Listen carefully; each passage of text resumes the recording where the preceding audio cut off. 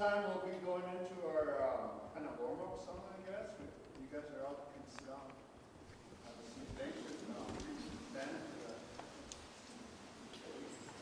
I'm not the MC, by the way, so I can dress for it. Not gonna happen. Anyway, we're gonna sing just to kind of move things along. A couple minutes and we'll get the program going.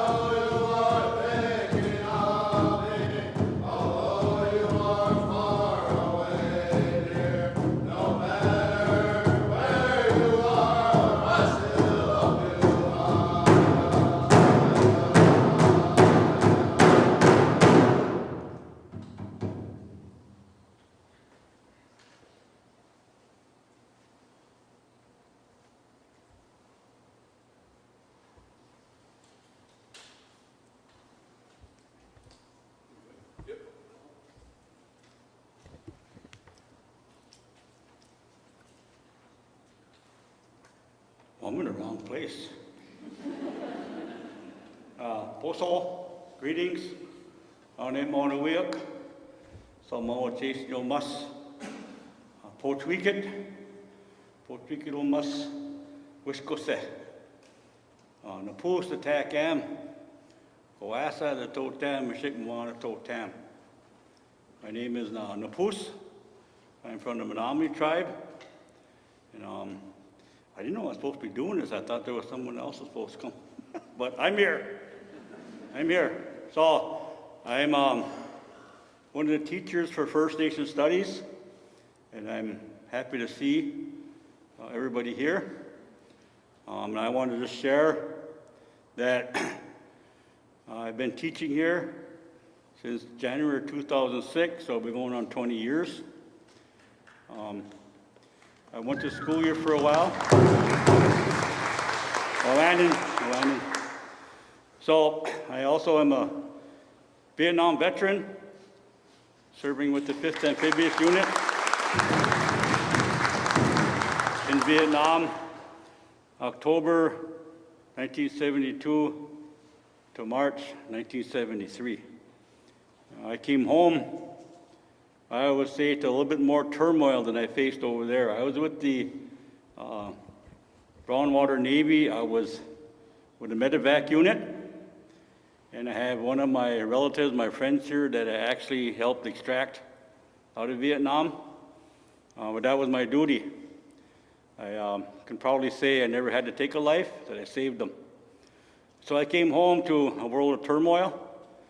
Got off the plane in California. I got spit on, called a baby killer, and all that stuff. And so I came home and, struggled for some years. Ended up because of my father, who was Coast Guard, Army, Air Force, World War II in Korea, wounded in both wars. I got involved to go back to school, which I did. I primarily went to a couple different schools, but I ended up going to a school called Nace College on our reservation from the Menominee tribe. And so one year, I wanted to kind of get away and go try out different schools, so I came down here. And I got to know Dr. Poupart, who later on I adopted as my daughter in a native way. And when I got done with school, I was like, now what? I was 50 years old at the time, and I had become classified disabled by the VA, and so I really didn't have to work. So I thought, well, now what? So one day I got a phone call from Dr. Poupart. Would you be willing to teach a class? I said, yeah, sure. And so I came down. I said, but one main reason I wanted to teach it the way I was taught, in the native way. We call oral tradition. And so that's what I started doing. I want to say that I'm very proud to have served this time so far, going on 20 years. Next year will be 20 years. And I'll be slowly bowing out because I'm a partial speaker of my language. And some of the language speakers that our language is coming back now asked me to be part of the program there. And so I'm going to do that. But I always want to add, because I've been known to be a storyteller. And my daughter's going, oh no, he's going to tell a story. And so I have two very, very important historical people in my family. Because even though I go by the last name Turney, I'm actually a Leroy. And my grandfather was Louis Leroy, who was a prominent professional baseball player, actually played for the Red Sox. Because of that connection, there's a special man that has to do with football, who would have been my great uncle. His name was Jim Thorpe, who was actually part Menominee. And actually, he came to our reservation, and my mom had a lot of stories about meeting with him, talking with him. And that's how she found out that him and my grandfather related, actually went to school, the Indian school together. And so growing up, I was a pretty decent athlete. I was a good runner. But I always had it in my mind that I had that background of who would have been my uncle. The other important person I have in my family was my great-grandmother on my mother's side's grandfather. His name was Jefferson Davis. And from that side, my great-grandma was a Davis, and that was her grandfather. When Jefferson Davis came here to help build Fort Howard, he took a Menominee wife.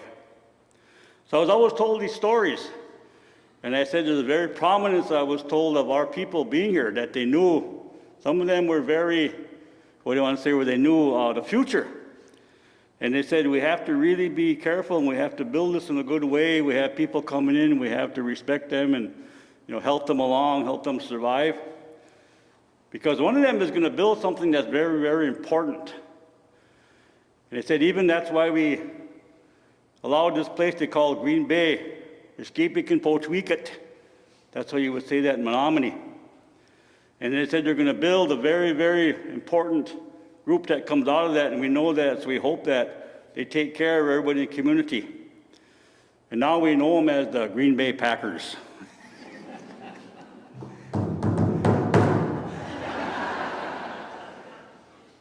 So because of us, they're here.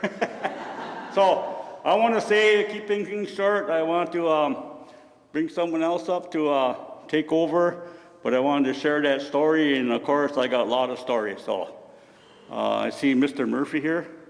I remember him as a kid playing football with Washington. Redskins. Watch out. So, who do we have up next? Colonel Muss. He's getting to learn Menominee because I'm always talking to him. What's your name?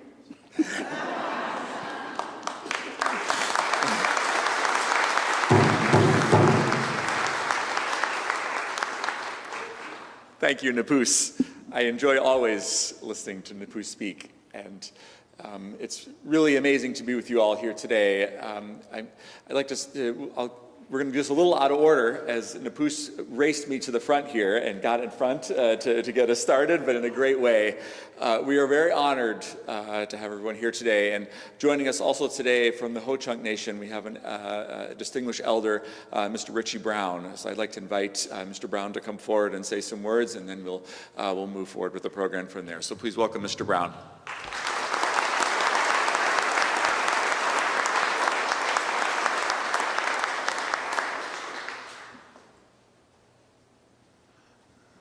Well, thank you for your time, and we were here earlier this morning, and I was doing my best to have a sunny day, but that didn't work out. So you can see we had a fire out front here, and the reason for the fire is we did a small ceremony this morning, and the part of it was to honor the elders, and we poured some tobacco and some cedar, and remembered. That was the biggest thing, is we remembered who was here before us and what they did for us to bring us this far.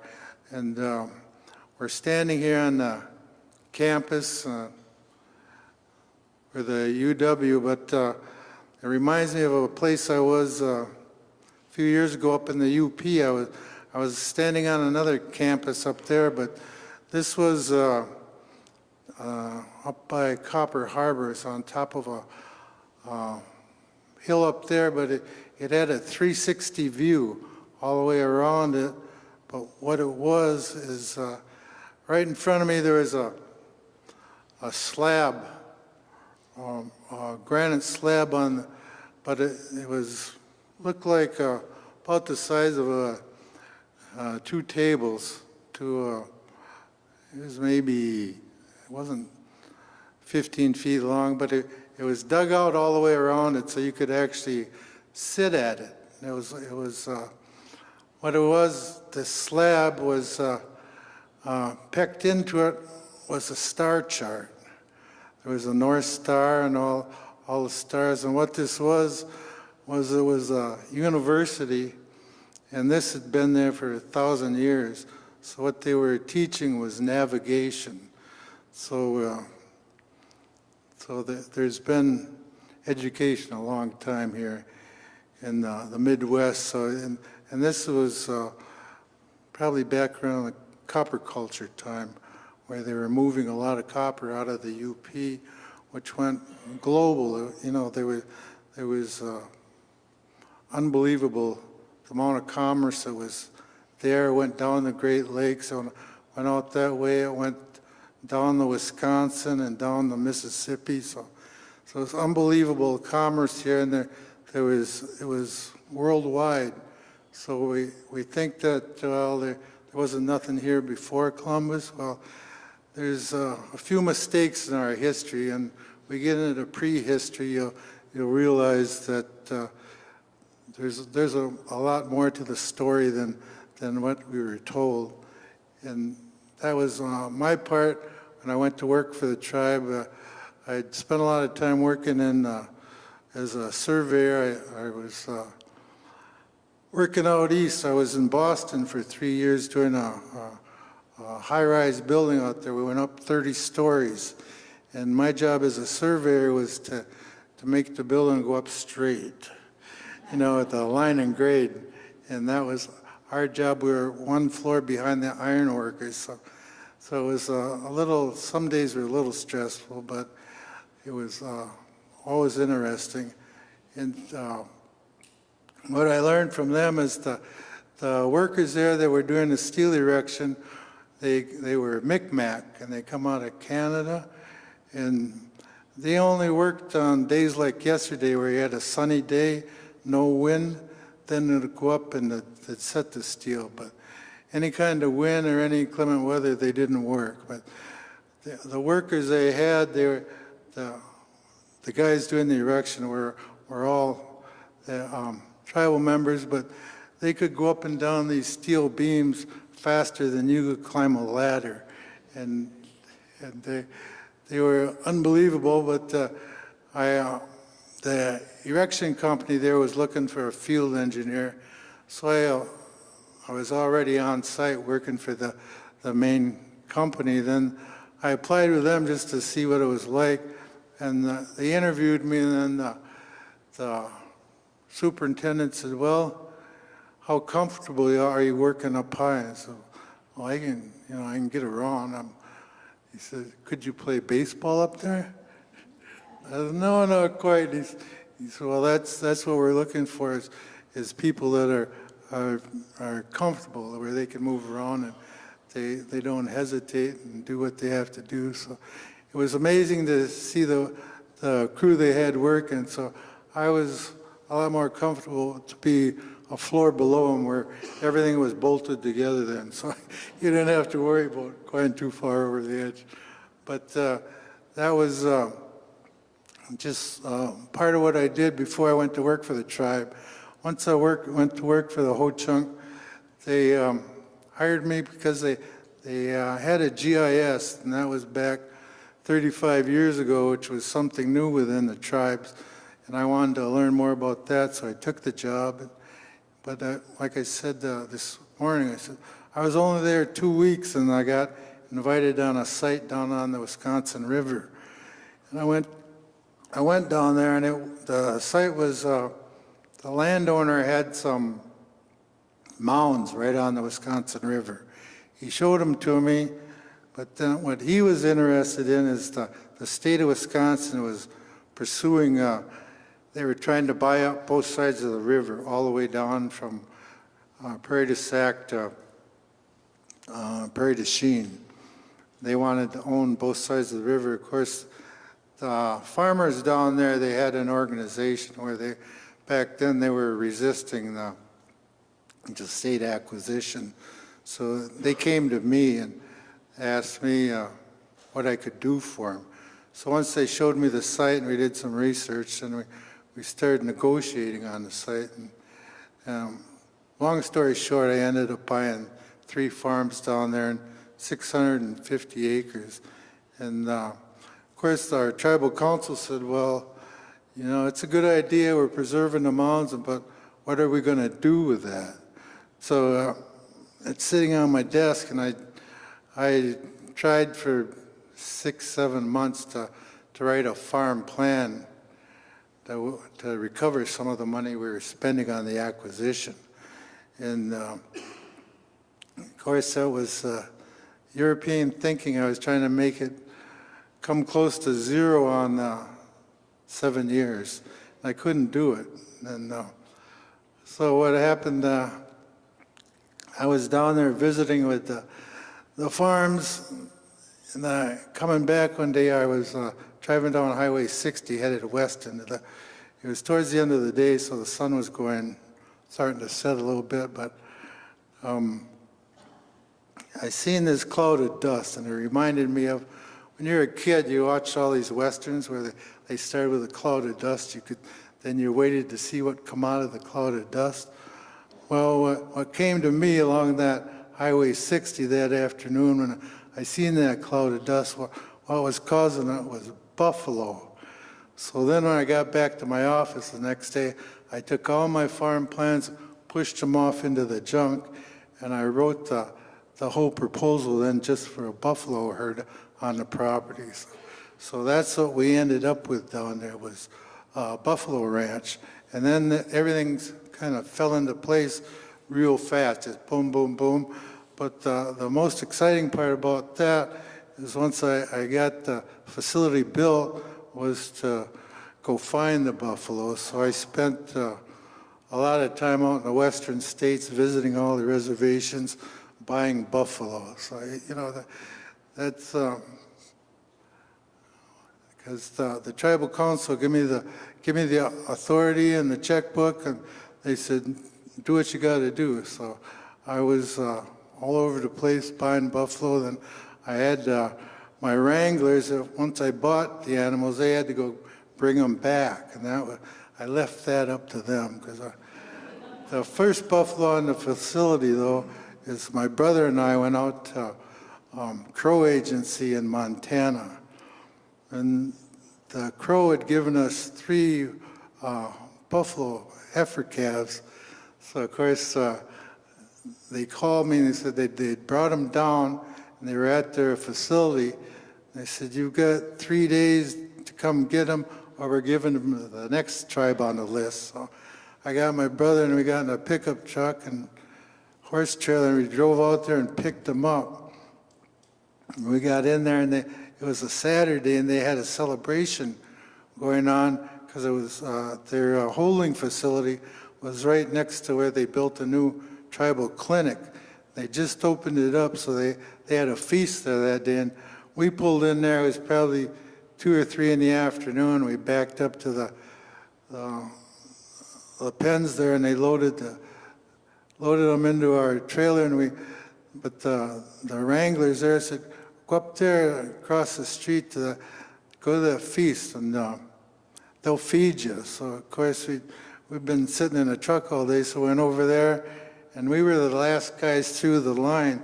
So they had one of these roaster trays full of barbecued buffalo.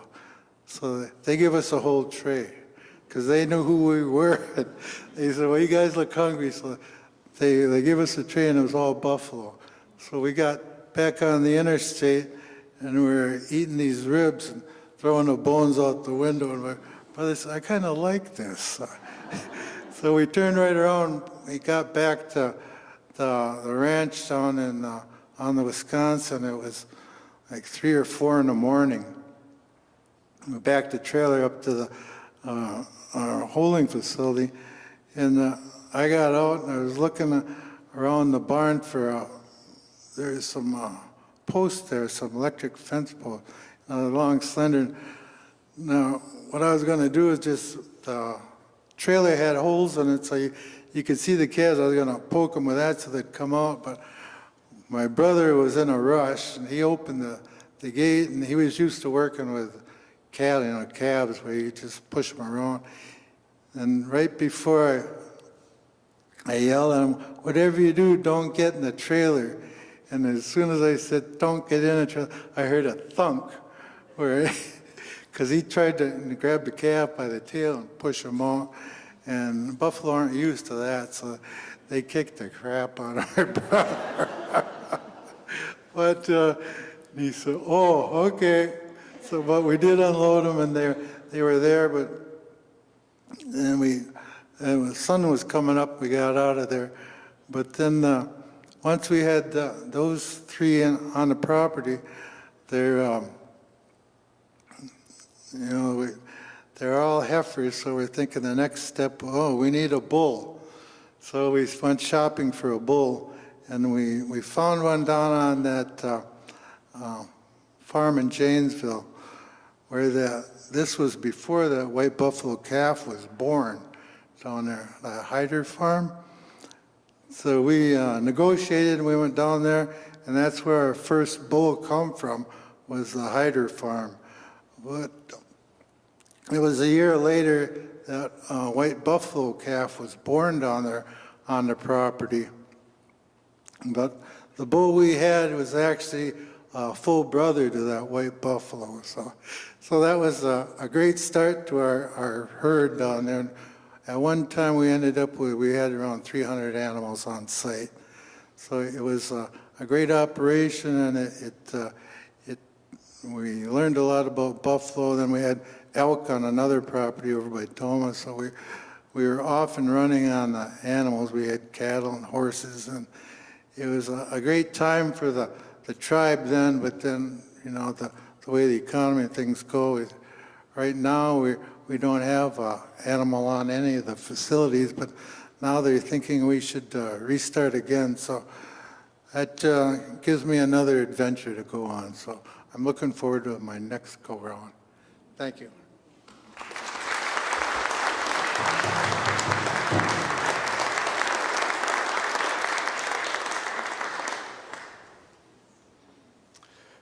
Thank you, Mr. Brown.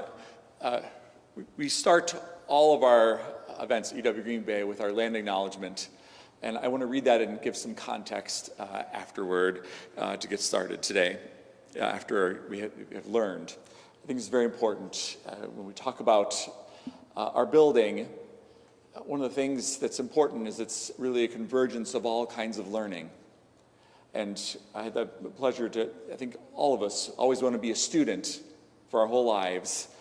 And it was a pleasure to be a student this morning, to hear Napus and Mr. Brown speak, and again here today for all of us. So we're very honored to have you here and to have you share your knowledge with us.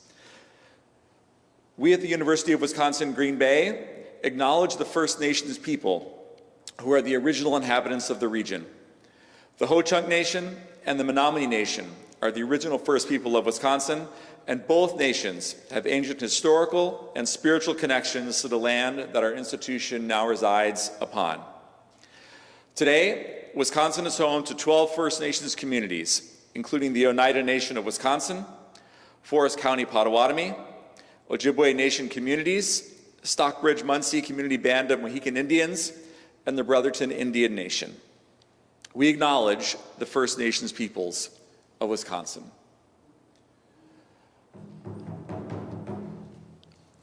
I will say that we say these words, I believe I've read that statement hundreds of times over the last 5 years. And each time that I read it, it has special meaning. And I was thinking this morning as we were listening this morning, that I was born in Buffalo, New York, not far from Mark Murphy, actually. And I've said that my whole life. I was actually born on Haudenosaunee land and the original home of the Oneida Nation. And I think as we think about what we're doing at UW-Green Bay and why today is so special for us, it is us really being able to connect our past to our future. And not just the past 60 years that this institution has been here. We are fortunate to carry on this land over the last thousands of years that it has been cared for. So with that, we're going to continue our program today we have three really distinguished speakers that are here with us, and then I'll offer some final comments today for us. And there's many, many people I need to thank today, so I'm going to try to do this in chunks so that I just don't spend the entire time thanking everyone, but I'm going to get everyone thanked as best I can. We're very fortunate today. I know that we have representatives from the state here, so I want to be really careful how I phrase this. There's a process you go through to determine who is going to be the contractor for the building. And Myron Construction will be building the new Cofrin Technology and Education Center. And it just so happens that on our Council of Trustees is Dean Baston, who's an alum of the university, and also happens to be the Chief Financial Officer of Myron. So he won 3 times in this. So with that, please join me in welcoming Dean Baston.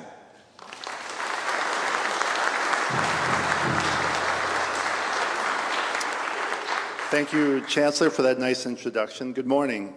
I am incredibly honored to be here today to celebrate the beginning of something truly special, the Cofrin Technology and Education Center. This project has been talked about for a long time, and we're excited that this day is finally here. For many alumni, including me, we have a lot of great memories in that library, but it's time to move forward. So on behalf of Myron, we're deeply grateful to be part of this transformational journey.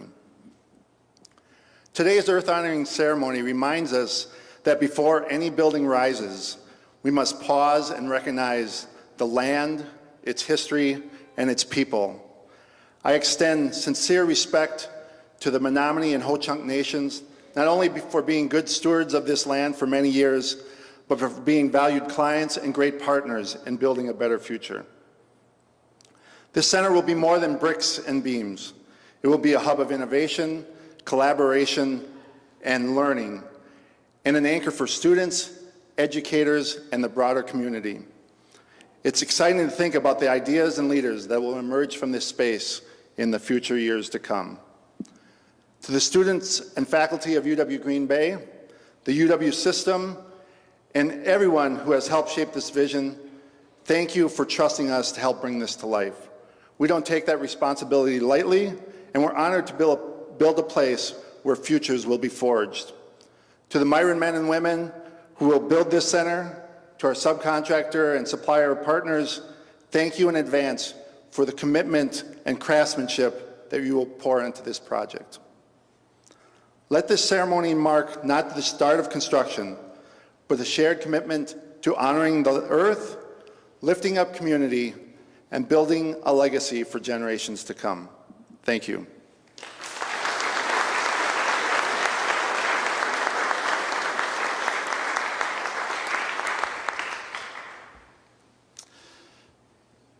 At UW Green Bay, as all universities, everything we do for our students. We do for our community.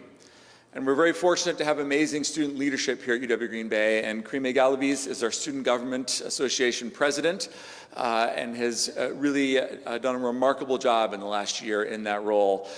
She's an amazing student for all kinds of reasons. She started at the Manitowoc campus, which is something that we love, that she's experienced UW Green Bay in all kinds of ways, and is here to offer some words to us today. So please welcome Creme.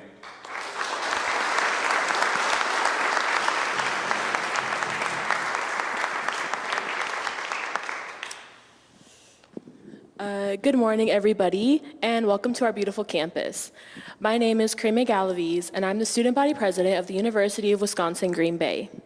I'm here today to speak on the importance of the new building and the significance it will have on the student body. The new Cofrin Technology and Education Center, CTEC, is truly just the beginning for our campus. With that, this new building will serve as a home for us to study, do homework, be with friends, and become more connected to the Green Bay community. When I first visited the University of Wisconsin-Green Bay, I was only 16 years old and not thinking about attending college at all. I was more so here in Green Bay to see the iconic Lambeau Field, as I have always been a Packers fan for as long as I can remember. Go Pack, go. Anyways, back to my story. I wanted to see what the campus looked like, and as soon as my dad and I drove in, I got what you called a good vibe, and I wished to explore the campus further. My dad and I started looking for the main entrance, and I didn't seem to find one. In the end, I did not end up entering and exploring, but I did have my mindset. From that moment forward, I told all my high school teachers, I'm gonna go to the University of Wisconsin-Green Bay. Us being from a small town in Arizona, they looked at me like I was insane. After all was said and done, I started my UW Green Bay journey at the Manitowoc campus. The point of my story is that the university has a way to pull you in already, and with the new CTEC building becoming this beautiful new main entrance is going to be a huge impact on this campus and bring in many more. Moreover, not only will CTEC provide a main entrance for our Green Bay campus, but also a hub for socialization, connection. The space will provide opportunities for people to study together, develop new ideas for their student organizations, or simply have a chat with their peers. This will be essential if the students are to connect with each other and develop their social capital, extending not only,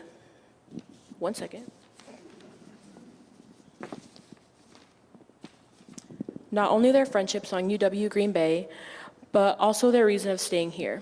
Furthermore, a center such as CTEC isn't only a place to learn from the past and keep the knowledge contained within ourselves, but also a site where ideas will flourish and innovate is the status quo. A modern, future-focused building like CTEC will enable students to look into the future, adapt ideas for challenges of the future, and discuss new solutions to resolve the problems of today. The University of Wisconsin-Green Bay isn't just a university. It is a family, a community, a force for good, and we will continue to move forward with the passion, unity, and the unshakable spirit of the Phoenix. Thank you, and go Phoenix.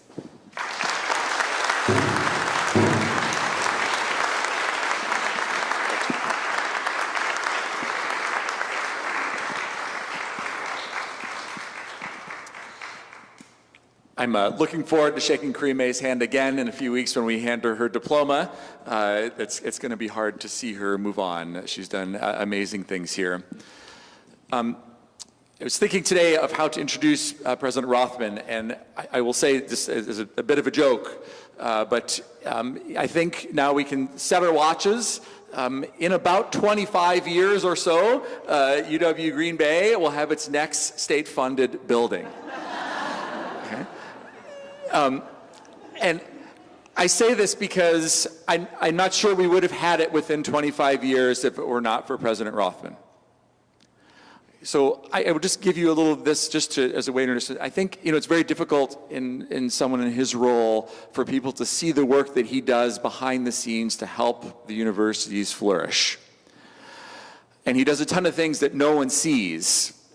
And one of the things that he did was when this building was in real trouble of not being able to be built, he's the one who went and advocated for us to make sure that it could be built. And we did not ask for a simple building. I'm seeing a lot of people who are smiling at me now who know this. And President Rothman believed in our vision for this building, understood why it was important to this university, and advocated for us in countless ways to be able to make sure, through budget complications, through all kinds of other complications, to make sure that we're all here today.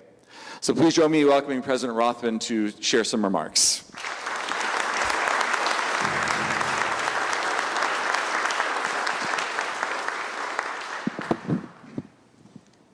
Those very kind words from the Chancellor. I don't deserve all that credit. There are a lot of people, including a lot of people at this university and this community, that made today happen, and I am grateful to each and every one of you. It is a true honor to be with all of you today. It really is. This is such a special event and so important, and I appreciate the opportunity to be here with you today, and I appreciate certainly the kind invitation from the Chancellor and the entire UW-Green Bay community for asking me to be here today. We are here ultimately today because of the spirit and the partnership that flourishes among UW-Green Bay and its community, and the community that it serves. And I'd like to especially recognize the two elders who spoke earlier today, both Napus and Richie Brown from the Menominee and Ho-Chunk Nations in particular. We are grateful for your sharing of your stories, but also your sharing of the importance of the land on which more students are going to be educated, because that's what we are here to do.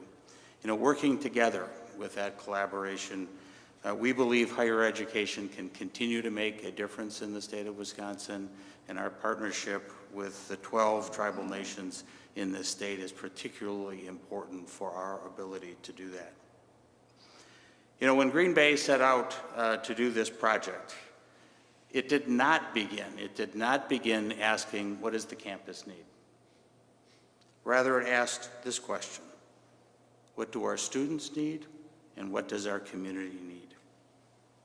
There's a difference between what those two questions would get you. And the Cofrin Education and Technology Center will soon be a beacon for opportunities in northeastern Wisconsin, well beyond the boundaries of this campus. Like UW-Green Bay, the universities of Wisconsin are here to serve the state now and into future generations.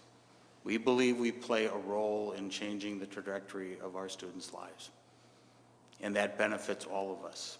And that's why buildings like this are so important, because they will impact students' lives going forward.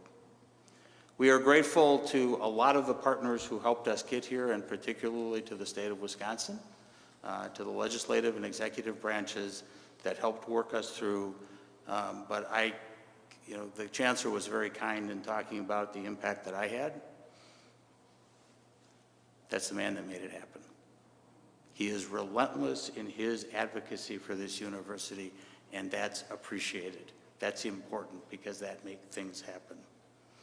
When this building gets built, make no mistake, it is going to be a special place. The new building will actually be 30% smaller than the building that it will replace, but it will be home to a vast number of new opportunities for our students. It's not the square footage. It is the people and what is happening in those buildings that make it happen. It has been organized both organizationally and physically to promote collaboration. The Chancellor talked about that interdisciplinary piece that is so important to that broad base of education our students will get. It will have a new technology hub that will enable students to keep ahead of emerging technologies by providing creative digital scholarship and laboratories and state-of-the-art digital studios. And at the same time, a new gallery spaces will showcase the great work that's being done here. It will provide opportunities to develop new innovations in education and to display works in process both to the campus, but just as important to the visitors that come to this university. Thank you again for being here today. Thank you for the support of UW Green Bay. This is an exciting new chapter in this university's history, and I am very, very much looking forward to what the future will bring and what future generations will prosper from the work that has been done here today. So thank you very much.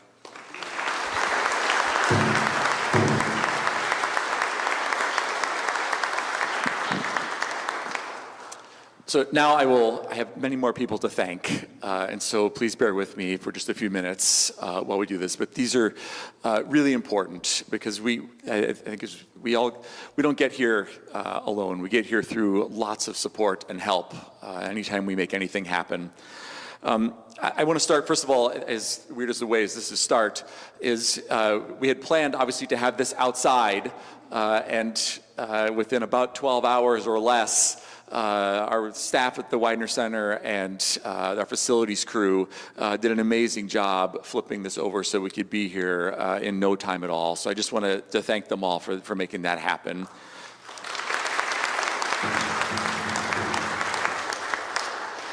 This project, when we began advocating for it about 7 or 8 years ago, Ben Junio at the time was the one who was in charge of helping to get the legislature to understand this project. And Ben is here today, and so if we could please acknowledge Ben for his work that he did to make that happen.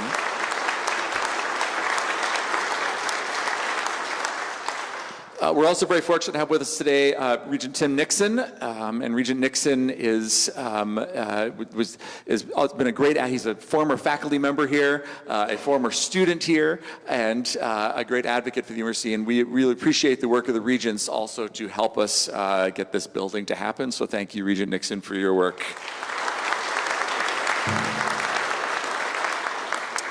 I also want to thank our architects that are here. So from Engberg Anderson, Alex Ramsey and Eric Blowers who are here, and thank you for your work. And also, we can thank them for sure. They are in charge of the whole project, and then we had with us also Shepley Bullfinch, Katie Chambers, and Laura Ross. And I will say, when we had the idea for the building, and how this would be unique, and a unique modern library. It was the work that they did really to help us understand how to put that into a structure. I will say they're amazing listeners. And I can think of the countless conversations we had with Dr. Poupart and others who were explaining what this building could be. And when you see the building come out of the ground, I think you'll be able to feel that they heard. And I know they're excited about building it along with Myron. It's going to be a unique building, and we're grateful for your support to make that happen.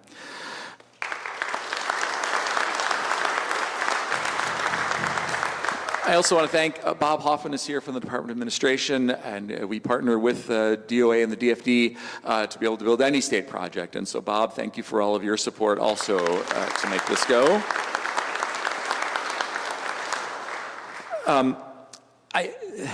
The next ones are hard. I want to make sure that I thank, first of all, there's certain people who just went above and beyond to make this building possible. So I want to start. I know Matt Dornbush in the Cofrin School of Business has had an idea to try to bring entrepreneurship into the School of Business. And I think I very much appreciate him letting us come to him and say, look, Matt, what you're doing is amazing. What we need this is for the entire university. And Matt was willing to sacrifice what he was doing in the School of Business and try to take that vision and put it to the whole university, which is why we will have a Center for Entrepreneurship in the first floor of the building. So Matt, thank you. It matters, and it's part of the spirit of the building that no one's space is anyone's space. It's a collective space that we'll all share knowledge together. And Matt, I want to really appreciate the work that you did to make that happen. So I'm not sure if Matt is.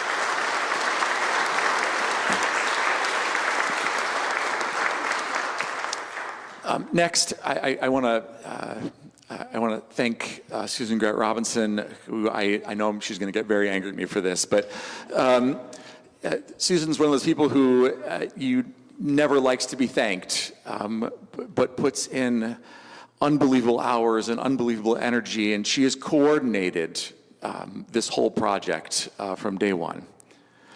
Has coordinated across all the different aspects of the state government with the University of Wisconsin, with the architects, with all the other things that make a complicated building like this happen.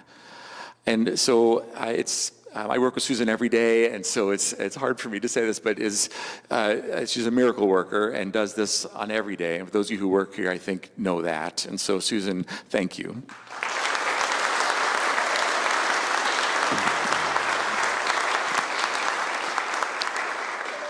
When we started the idea of when the building was envisioned, we needed to make sure that we had a librarian and a library staff that understood what we were doing was not replicating the same thing that worked in 1970. Our current building is brilliant. It was particularly brilliant in 1970. It was an amazing idea that you put a library at the center of a campus, you had spokes come out of that library, and everyone met at the library to learn together. And that's what made the university interdisciplinary. It was an incredible idea. The problem now is that first it's falling down. Secondly is, unfortunately, you don't find a ton of students browsing 7 floors of books. It's just not how they learn anymore. And we needed a head of libraries who understood that. And when you see this building come to life, this building comes to life because of Paula Ganyard. And so,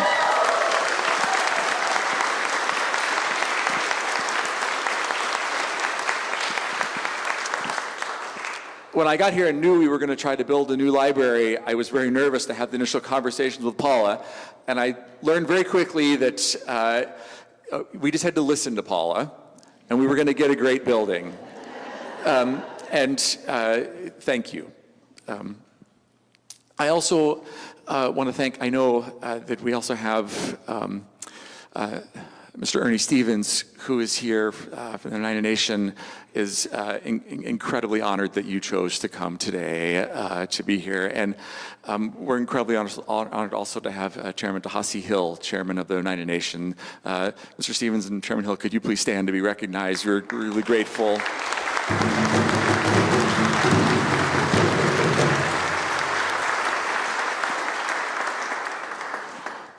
I mention this because the last people I need to thank are our First Nations faculty led by Lisa Poupart. They're an inspiration to me. They're an inspiration, I think, to this university. Our most unique aspect of UW Green Bay is that we have a First Nations doctorate, that we think about education in so many ways. And one of those ways is the beauty of thinking about it through oral history and understanding where we come from. And I'm so grateful to them for helping us and being stubborn, and stubborn in a great way, about what we needed to do to make sure we did not build a building that was square. To make sure we did not build a building that had straight rows, to make sure that we had a building where the earth connects to the building. When you enter the First Nations, when you enter the Cofrin building, the new Cofrin building, you will feel the connection of the bay to the university into the space where you walk in. And this is through the vision of our First Nations faculty. So thank you.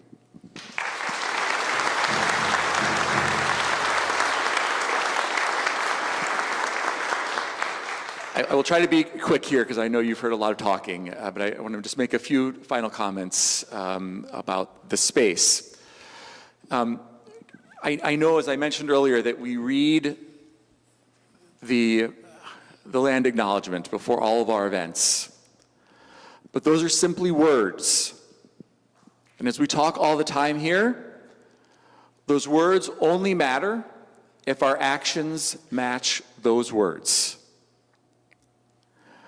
And this building is a representation of that.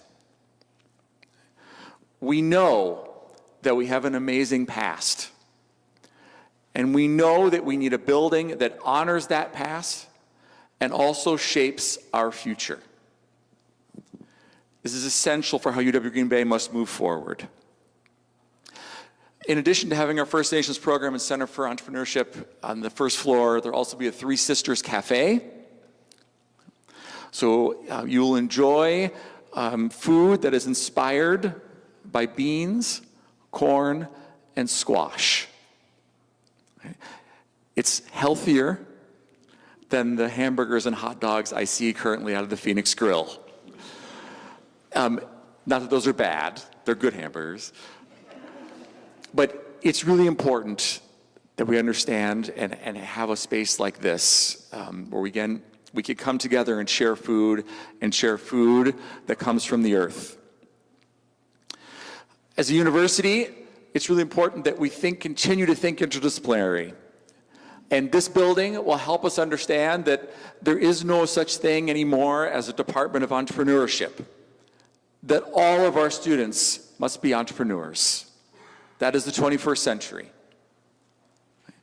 The second floor of this building will be all about making sure that our students, as President Rothman said, are able to connect and use the most up-to-date technology that they will see when they go out into the workforce after graduating from UW-Green Bay. It'll also highlight the fact that we have an awesome learning center and that the university is completely focused on student success. That will be the second floor. And then this makes me probably personally, maybe the proudest achievement we have. I believe we will make the only building where the university administration is not on the top floor. This is really important. So right now, we sit on the 8th floor of the Cofrin Library, and it's fine. But in the new building, we will be on the 3rd floor, exactly in the middle of the building, where we should be. Right? We should be connected to what's happening at the university and in full support of the faculty, staff, and students who are the university, not sitting on top of the university. It's symbolic, but I think it's really important for how we operate as an institution. And I'm incredibly grateful to those who agreed to let us make that switch. That was not an easy conversation for quite a while. And I think it's going to be a really special thing for years to come that we have a university administration that is integrated into the campus as a whole. I want to make sure that everyone understands that this entire building is based on the idea of flexible space that can be adapted for the future. It is about collaboration. It is about making sure that students have private spaces to study and spaces that encourage them to come out and collaborate and work together with faculty, staff, and community. Okay? For that reason, on the 4th floor, we will highlight our archives. Right? We have an incredible archives for Northeast Wisconsin and for the university, and the 4th floor will be dedicated to that, a learning space that has all of these possibilities. And on the 5th floor of the new building, we'll have an amazing reading or overlook room, a space that you can see. If you're going to enter the front door of the university now through this new building, finally, you're going to be able to look out the back door and actually understand where the heck you are. You'll be able to see when this building comes down, the old Cofrin Library, You'll be able to see all of the academic buildings at UW Green Bay. You could actually walk outside. And it's really important for how we learn. It's the same idea that was originally done in the original Cofrin Library behind us, right? It was about making sure that you think interdisciplinary in an interdisciplinary way when you learn. And now you'll be able to see that across the whole institution. Okay. I will conclude by saying this. I think one of the great things that I read about this new building was written by Laura Ross, who's one of our architects. And she called it a crossroads of knowledge systems. And I love this. That it is a way for us to honor the ways that all people learn. It's a way for us to think about the many ways you can teach. And it's a way for us to take what we know from the past and help it inform our future. I'm really thrilled you all are here today. It's such an amazing day to be able to embark here after this amount of time to know that this building is now going to be built. So thank you, and I will echo Karime to say, go Phoenix.